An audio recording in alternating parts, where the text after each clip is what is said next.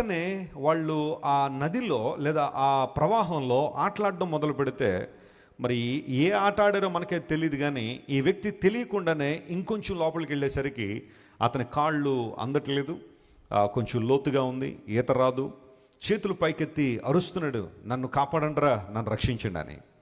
స్నేహితులందరూ నిలబడి చూస్తాను, కానీ ఏ ఒక్కడు కూడా అతను కాపాడడానికి ముందుకు వెళ్ళలేదు. కారణం ఏంటో తెలుసా? వాళ్ళు కూడా తెలుసు ఆ సమయంలో వెళ్తే వాళ్ళు కూడా చనిపోతారని.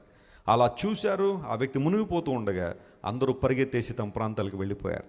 పిల్లరా, కొన్ని గంటల తర్వాత అక్కడున్న జాలర్లు కొంతమంది వచ్చి ఆ వ్యక్తిని బయటికి తీశారు. అప్పటికే జరగాల్సిన అనర్థం అంతా జరిగిపోయింది, తన ప్రాణాన్ని పోగొట్టేసుకున్నాడు. ఇంటి నుండి బయటికి వెళ్ళి స్నేహితులతో ఆనందిస్తాను అని వచ్చిన వాడు, తల్లిదండ్రులు ఫోన్ వచ్చింది, మీ అబ్బాయి చనిపోయాడు, గవర్నమెంట్ హాస్పిటల్ తీసుకొస్తున్నాం, పోస్ట్ మార్టం చేయాలి అంటే తల్లి కళ్ళు తిరిగి పడిపోయింది అక్కడే. తండ్రి గుండెలు బాదుకుని ఏడ్చాడు. ఒక్కడే కొడుకు అల్లారముద్దుగా పెంచుకున్నారు. గోదావరి నదీ ప్రవాహం